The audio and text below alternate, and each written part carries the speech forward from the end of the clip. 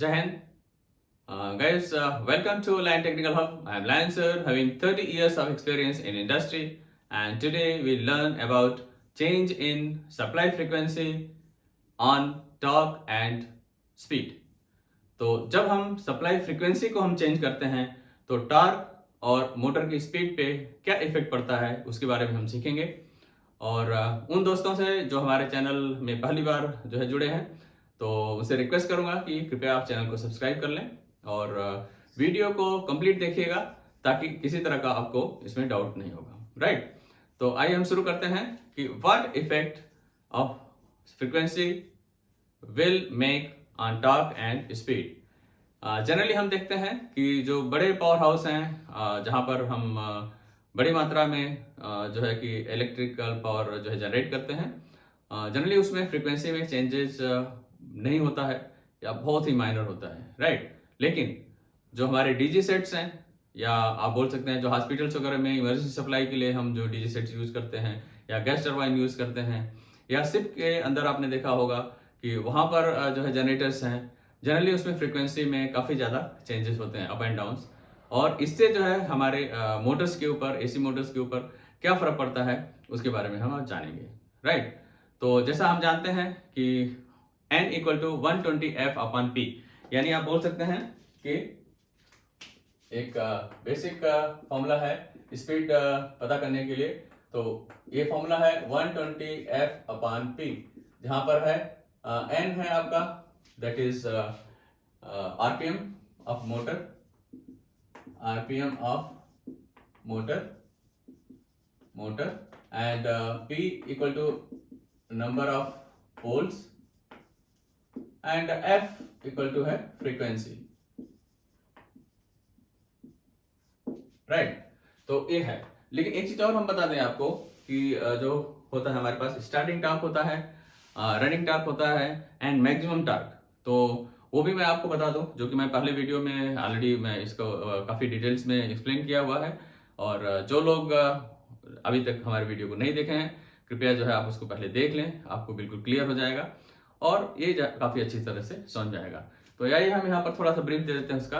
जैसा हम जानते हैं कि स्टार्टिंग टॉर्क होता है टी स्टार्ट, यानी कि स्टार्टिंग टॉर्क उस समय की बात कर रहा हूँ जब आपका रोटर बिल्कुल स्टेशनरी कंडीशन में होता है और जैसे ही आप स्टेटर को सप्लाई देते हैं वो कंडीशन है, उस समय जो टॉर्क जनरेट होता है that comes under starting torque. Right, तो ये है डायरेक्टली हमारा जो है स्टार्टिंग टॉर्क डिपेंड करता है आपका, एक होता है K that is machine constant यानी मोटर कांस्टेंट हो गया, इनटू आपका जो E2 है। E2 बेसिकली क्या होता है, जो रोटर है उसमें जो वोल्टेज जनरेट होता है उसके बाद में जो जनरेट होता है उसको हम E2 के नाम से जानते हैं और E2 स्क्वायर हो जाएगा यहाँ पर।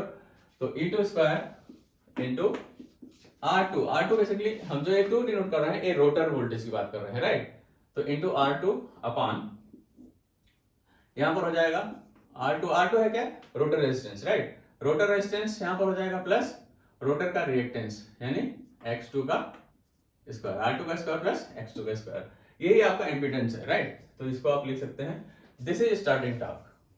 और अगर हम बात करें आपकी रनिंग टॉर्क क्या होता है, तो रनिंग टॉर्क को TR से आप डिनोट कर दीजिए, तो दैट इज आपका K मशीन कांस्टेंट या अदर कांस्टेंट आ जाएगा इनटू यहाँ पर स्लिप आ जाएगा, बिकॉज रनिंग में आपका जो है स्लिप होगा। स्लिप वो होता है जो स्टेटर का जो है आपका सिंक्रोनस आरपीएम है और रोटर के जो है आरपीएम है, दोनों में जो डिफरेंस है बेसिकली उसको हम स्लिप बोलते हैं। राइट, तो इसको आप देख लीजिए, यहाँ स्लिप हो जाएगा इनटू E2 का square into R2 upon R2 का square plus slip into X2 का स्क्वायर, ये आपका रिएक्टेंस हो जाएगा अंडर स्लिप। राइट, तो ये आपका हो जाएगा this is a running torque हो गया। And maximum torque T max की अगर हम बात करें तो मैक्सिमम टॉर्क आपका हो जाएगा, वो डिपेंड करता है कि आपका कांस्टेंट कितना है और E2 का स्क्वायर अपॉन 2X2। राइट, तो आप देख लेंगे ये हो जाएगा, ये आपका मशीन कांस्टेंट हो जाएगा E2 का स्क्वायर अपॉन 2X2। राइट, तो ये आपका है मैक्सिमम टॉर्क। तो इसमें क्या है आप देख लीजिए, सब जगह पे आपका ये जो वोल्टेज है यानी कि E2 यानी रोटर वोल्टेज वो डायरेक्टली जो है इसके स्क्वायर में ये आपका है टार्क से प्रोपोर्शनल। तो टार्क पे जो है वोल्टेज का बहुत बड़ा रोल है यहाँ पर। अगर हम इसको R2 को कांस्टेंट मान लें यानी रोटर रेजिस्टेंस को, और उसमें आपका स्लिप और E2 ये दोनों जो है मेजर रोल प्ले करता है आपके टार्क में, राइट। और यहाँ पर भी स्टार्टिंग टार्क भी आप देख लेंगे कि वोल्टेज का जो है स्क्वायर, यानी कि अगर वोल्टेज आप हाफ कर देंगे तो आपका टॉर्क जो है 1/4 हो जाएगा, राइट। उसमें हम रेजिस्टेंस को कांस्टेंट मान लेते हैं, रोटर रेजिस्टेंस कांस्टेंट है, ठीक है। इसी तरह से मैक्सिमम टॉर्क भी डिपेंड करता है E2 के स्क्वायर के, यानी वोल्टेज अगर आपने डबल कर देंगे तो आपका 4 टाइम्स टॉर्क बढ़ जाएगा, हाफ कर देंगे वोल्टेज तो 1/4 हो जाएगा, इन सेंस 25% टॉर्क रह जाएगा, राइट। तो ये आपका देख लीजिए अच्छी तरह से, काफी इंपॉर्टेंट है। तो इस तरह से आपका ये डिपेंड करता है। Now we'll talk about frequency. If you are changing the frequency, how it is going to make effect on the speed or RPM. तो जैसा हम जानते हैं कि n = 120 f/p। सपोज हम फ्रीक्वेंसी को 60 रखते हैं और पोल्स को हम लेते हैं यहाँ पर टू पोल्स है, राइट। तो इफ आप देख लीजिए यहाँ पर, if p = 2 and f = 60, then n हो जाएगा 120 × 60/2, तो ये हो जाएगा 30, ये हो जाएगा 1, ठीक है। तो ये हो जाएगा 3600 RPM, राइट। तो हमने जो है यहाँ पर पोल को 2 लिया है, फ्रीक्वेंसी 60 लिया है, हर्ट्ज ये आपका है फ्रीक्वेंसी है, और उस समय हमने RPM पाया 3600, राइट। अब इसमें हम क्या करते हैं, अभी हम चलिए फ्रीक्वेंसी को 50 हर्ट्ज कर देते हैं, राइट। तो हम देखेंगे इफ f = 50, चलिए इसको मिटा लेते हैं तो आपको क्लियर दिखाई देगा।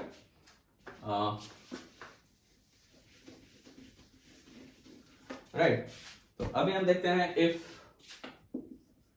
f = 50, p हमने ले लिया यहाँ पर आपका 4, एंड देन हम देखेंगे n क्या होगा।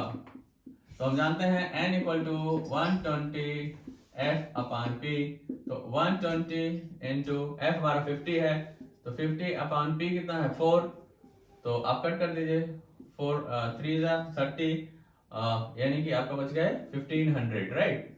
तो आरपीएम हमारा हो जाएगा 1500।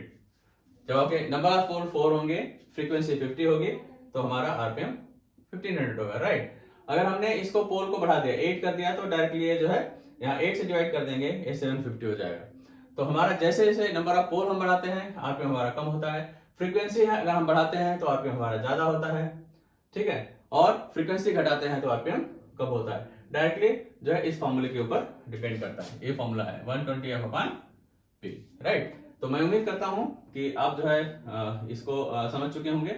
एक चीज और बता दें, जैसे हम मोटर का जो है फ्रीक्वेंसी बढ़ाते हैं तो rate of change of flux वो हमारा चेंज हो जाता है, यानी बढ़ जाता है। तो क्या होता है कि Faraday law of electromagnetic induction है, वो हमने पढ़ चुका है कि whenever a conductor placed in a magnetic field, it cuts the magnetic flux and EMF will generate in that.